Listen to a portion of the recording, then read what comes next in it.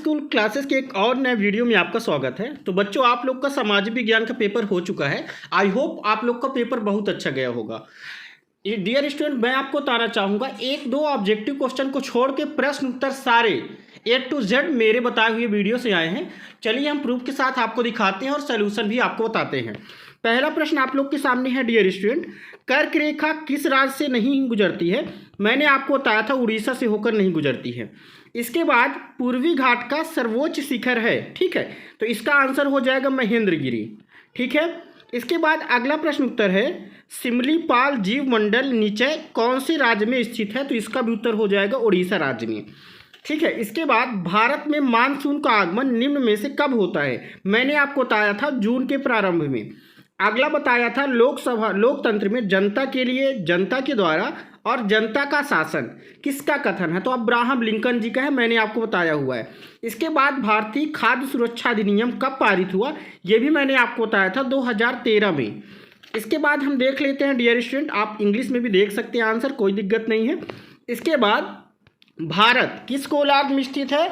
तो मैंने आपको कई बार बताया बेटा, उत्तरी गोलार्ध में स्थित है। उत्तरी गोलार्ध आपको लिखना था। 2011 की जनगणना के अनुसार भारत का जनसंख्या घनत्व, तो इसमें आपको लिखना है डियर स्टूडेंट, मैंने अपने मॉडल पेपर में आपको बताया था 382, ठीक है, 382 प्रति वर्ग किलोमीटर आपको लिखना था। हिटलर की पुस्तक का नाम, ये भी मैंने आपको बताया था, हिटलर की पुस्तक का नाम क्या है डियर स्टूडेंट? तो आपको लिखना है मेन कैंप। क्या लिखना है? मेन कैंप लिखना था आपको, ठीक है, कैंप। इसके बाद द सोशल कॉन्ट्रैक्ट रचना, ये किसकी रचना है? ये भी मैंने आपको बताया था, रूसो की रचना है, ठीक है। इसके बाद बस्तर कहाँ स्थित है? ये भी आपको बताया हुआ है। बस्तर है डियर स्टूडेंट किस राज्य में? तो छत्तीसगढ़ में। आपको क्या लिखना है यहाँ पे? छत्तीसगढ़, ठीक है, छत्तीसगढ़ लिखना था यहाँ पे। संसद की निम्न सभा को लोकसभा कहते हैं, ठीक है, और उच्च सदन को क्या कहते हैं? राज्यसभा। ये भी मैंने आपको बताया था। इसके बाद देख लीजिए, सही जोड़ी बनाइए। पहला है सर्वाधिक जनसंख्या वाला राज्य, कई बार बताया बेटा, उत्तर प्रदेश। वर्साय की संधि, ठीक है। देखिए, इसके पहले देश का सर्वोच्च कानून क्या है? संविधान है, ठीक है। भूमि नापने की इकाई हेक्टेयर है। रोजगार गारंटी योजना में कार्य दिवस कम से कम 100 दिन का, ठीक है। आंग सान सू, इसको मिला देना है म्यांमार से। वर्साय की संधि हुई थी 28 जून 1919 में। ये आपका सही जोड़ी रहा। इसके बाद डियर स्टूडेंट आपका है सत्य या सत्य बताइए। क्या लिखा है? पहला क्वेश्चन, बांगर पुरानी जलोढ़ मृदा होती है, सही बात है। लू ग्रीष्म काल में चलने वाली गर्म हवाएं हैं, ये मैंने आपको बताया है, और ये मैंने बागर और खादर के अंतर में बताया है। रूस में छोटे किसानों को कुलक कहा जाता है, ये भी मैंने आपको बताया है, सही है। भारत एक धर्मनिरपेक्ष राज्य नहीं है बेटा, असत्य है, क्योंकि धर्मनिरपेक्ष भारत है। पालमपुर गांव में परिवारों की संख्या 450 थी, कई बार मैंने आपको बताया। बंगाल का अकाल गेहूं, असत्य हो जाएगा, क्योंकि बंगाल का अकाल चावल की कमी के कारण हुआ था, ना कि गेहूं की कमी के कारण। अगला प्रश्न आप लोग के सामने है, हिटलर के गुप्तचर राज पुलिस का क्या नाम था? ठीक है, तो हिटलर के गुप्तचर राज पुलिस का नाम जो था बेटा, गेस्टापो था। ये जरूर मैंने आपको नहीं बताया, ठीक है। इसके बाद पॉलिटिक्स के रचयिता कौन थे? तो इसके रचयिता थे अरस्तु, ठीक है। आचार संहिता क्या है? तो इसमें आपको लिखना था चुनाव के समय पार्टियों एवं उम्मीदवार द्वारा माने जाने वाले कायदे और कानून, ठीक है। क्या लिखना था? चुनाव के समय पार्टियों एवं उम्मीदवारों द्वारा माने जाने वाले कायदे कानून और दिशा निर्देश को क्या कहते हैं? आचार संहिता कहते हैं। इसके बाद है बहुविध फसल किसे कहते हैं? तो एक ही समय में एक ही जमीन में एक से अधिक खेती करना, है ना, क्या कहलाता है? बहुविध फसल कहलाता है। जन्म दर किसे कहते हैं? ये भी क्वेश्चन मैंने आपको बताया था, आचार संहिता भी बताया हुआ है। तो जन्म दर किसे कहते हैं? एक या देखिए, एक निश्चित समय में जनसंख्या में पैदा हुए व्यक्तियों की संख्या क्या कहलाती है? जन्म दर कहलाती है। इसके बाद है बेटा आपका बफर स्टॉक, ये भी मैंने बताया था, आपके अभ्यास प्रश्न पत्र में भी आया था। तो बफर स्टॉक क्या है?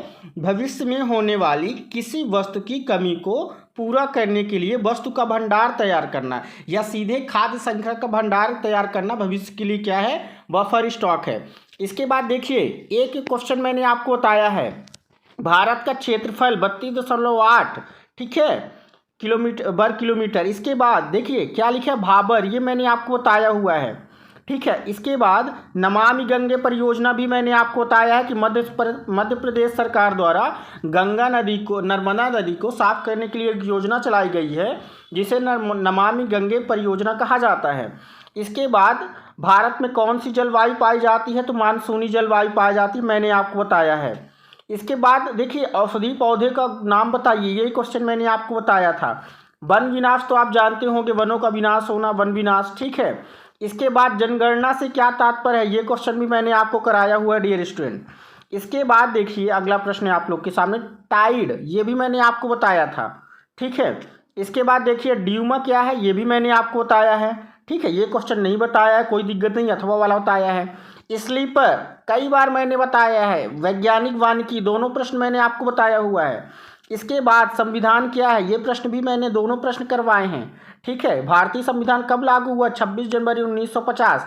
नियमों व संविधानों का लेखा जोखा संविधान कहलाता है, नियमों या कानूनों का लेखा जोखा जो होता है। ठीक है, आचार संहिता अभी अभी हमने आपको बताया। ठीक है, आचार संहिता, आम चुनाव क्या होते हैं, ये भी मैंने आपको बताया है। ठीक है, इसके बाद डियर स्टूडेंट, एक सेकंड में डाटा ऑफ कर लूँ। देखिए क्या लिखा है, अधिकार क्या है, लोकतंत्र क्या है, दोनों प्रश्न मैंने, लोकतंत्र तो आपके एग्जाम में ही आया है, जनता का, जनता के लिए, जनता के द्वारा।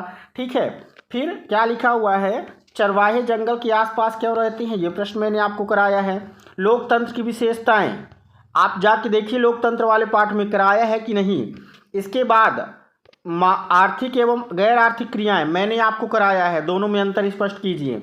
इसके बाद देखिए हमें संसद की क्या आवश्यकता है, ये क्वेश्चन भी मैंने कराया हुआ है आपको। ठीक है, और देखिए राष्ट्रीय रोजगार गारंटी योजना, देखिए आप जाके लास्ट चैप्टर के पहले वाले चैप्टर में कराया है कि नहीं। ये दोनों क्वेश्चन निर्धनता को दूर करने के लिए उपाय भी मैंने कराया है। ये आज सुबह देखिए मानचित्र में दर्शाना है, मैंने बताया था मानचित्र से एक क्वेश्चन जरूर आएगा, आपको मैंने ये सब बताया था कि इनको जरूर तैयार कर लीजिएगा। तो इतना सरल आप लोग का पेपर आया है। आई होप आप लोग का पेपर अच्छा गया। कैसा पेपर गया कमेंट सेक्शन पे जरूर कमेंट करिए। मिलते हैं नेक्स्ट वीडियो में। जय हिंद, वंदे मातरम।